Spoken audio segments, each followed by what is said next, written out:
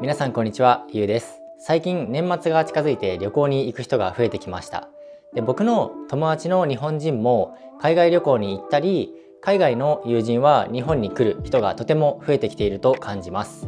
旅行に行く時って皆さん何をしますか？純粋に観光を楽しむだけじゃなくて、写真を撮ったり動画を撮ったりすると思うんですよね。カメラを持っていない人もいると思います。で、最近のスマートフォンの写真や動画のクオリティっていうのは本当に良くなっています。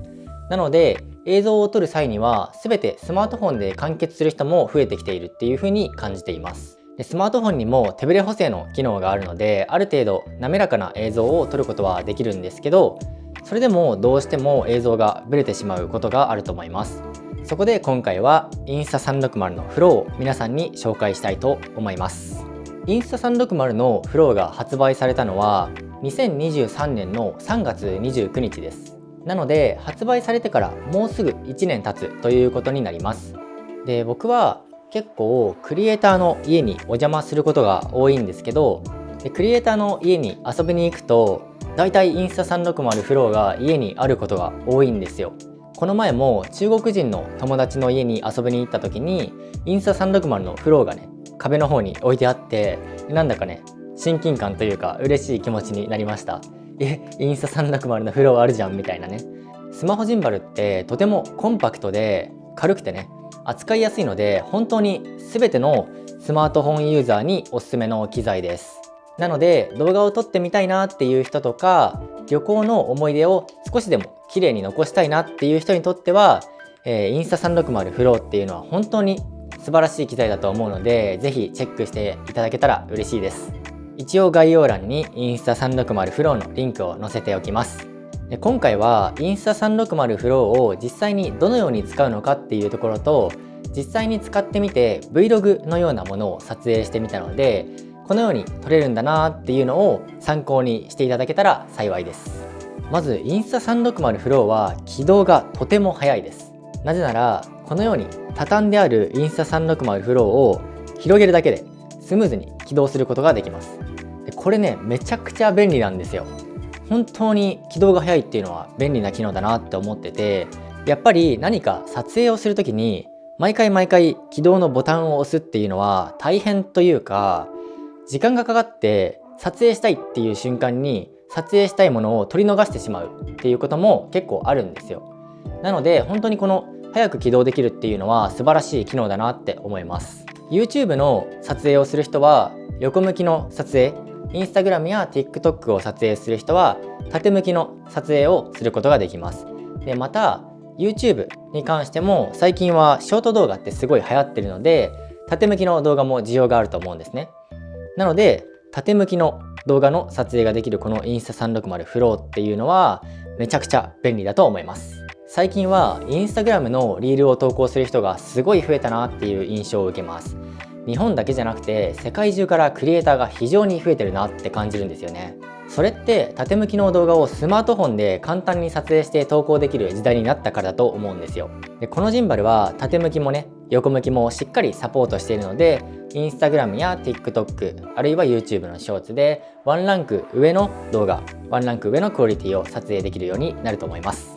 今回はインスタ360フローのおすすめの使い方を紹介したいと思います。スマホジンバルっていうのは間違いなく安定した映像を撮ることができるんですけど、被写体を追いながら撮影したりとか、動きながら撮影をすると被写体をね、たまに撮り逃してしまうことがあるんですよ。でもこのジンバルを使えばインスタ360のスマートフォンアプリとつなげることで被写体をトラッキングすることができる機能があります。で、このトラッキングの機能を使えば被写体を撮り逃すことなく簡単に撮影することができて非常に便利です。また一人で撮影をして自分を撮りたいなっていう時にもこのトラッキングの機能を使えば、まるで誰かが自分のことを撮影してくれているかのような映像を撮ることができるので非常におすすめの機能です。さらにインスタ360フローはこのように長さを調整することができます。なので上から撮影したりとか、あるいはフローをこうやって下向きにして低い位置からの撮影も簡単にすることができます。で、この長さを調整するっていうのは本当におすすめの使い方で、スマホだけしか持ってない場合にはこういう長さの調整ってできないじゃないですか。だから僕はこの長さを変更して撮影するっていうのはとってもおすすめの使い方だと思ってます。では今回インスタ360のフローを使って Vlog のようなものを撮ってみたので、実際にどのように使っているのか、どのような撮影ができているのかについて皆さんに見てもらいたいと思います。今インスタ360のフローで実際に撮影しています。かなり滑らかな映像が撮れてるんじゃないでしょうか。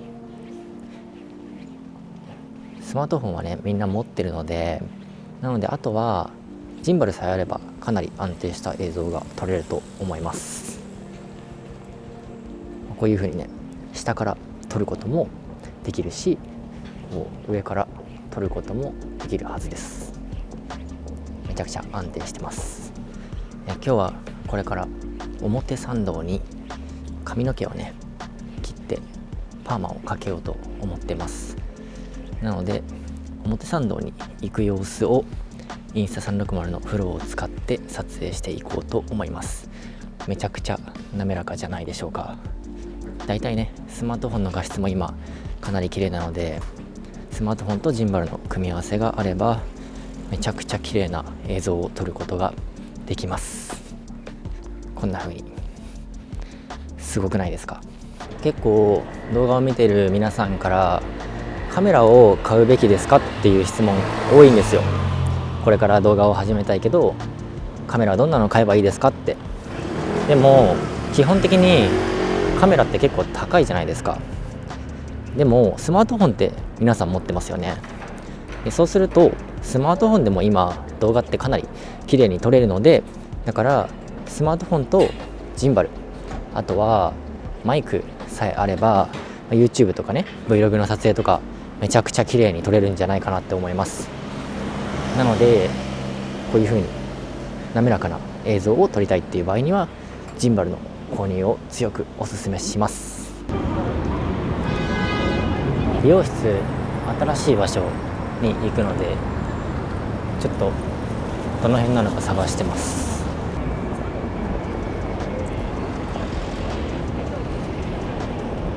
ということで美容室着きそうなので、じゃあ動画を一旦切ります。はい、皆さんどうでしたか。インスタ360フローすごくないですか。最近は本当にスマートフォンの映像のクオリティが非常に高いので、スマホジンバルさえあれば非常に綺麗な映像を撮ることができます。特に昼間の撮影であればノイズの少ない安定した映像を撮ることができて、ほとんどのコンテンツで満足できる撮影をすることができるんじゃないかなって思います。実際の使用感としてはやっぱり起動が早いのがいいと思うんですよね。であとは実はねこのジンバルは三脚が内蔵されているんで、三脚を別途持ち歩く必要がないっていうのもすごく優れた利点だと思うんですよ。で確か三脚が内蔵されているスマホジンバルはインスタ360のフローだけだと思うんですよ。なので他の会社が出しているスマートフォンのジンバルとかでは別途三脚をジョイントしなければいけないので、こういう風に、三脚がね内蔵されてるのっていうのはインスタ360のフローしかないんですよね。でこれはね本当に便利だと思います。で僕も初めてインスタ360のフローを使った時に三脚内蔵されてるって驚きました。インスタ360フローで撮影する安定感っていうのは正直なところミラーレス一眼などのカメラ用のジンバルと比べても全く劣らないと思います。でむしろ軽量である分より安定感がある印象を受けます。例えば旅行に行く時とか普段使いでも間違いなくこれ1個あればとても安心感があります。で価格も2万円ぐらいで買えると思います。確かね照明などがついたクリエイターキットは2万8000円ぐらいで買えると思うんですよ。2万円とか2万8000円とかでね買えるっていうのはこれめちゃくちゃ安いです。で正直この金額であれだけのビデオクオリティってなかなか出せないんですよ。なのでインスタ360フローっていうのは僕にとってはねマストアイテムの一つとなっています。ぜひ皆さんも買って試してみてください。絶対に後悔しないと思います。このビデオの概要欄にインスタ360フローのリンクを貼っておくので、まずはそちらをチェックしてみて実際にどのようなものが付属しているのかとか見てもらえたら嬉しいです。今後も皆さんに撮影機材を紹介するビデオを作っていきますので、ぜひ動画を引き続き見てくれたら嬉しいです。チャンネル登録、高評価、コメントをしてくれたらとても嬉しいです。今回のビデオはこれで終わりにしたいと思います。ではまた。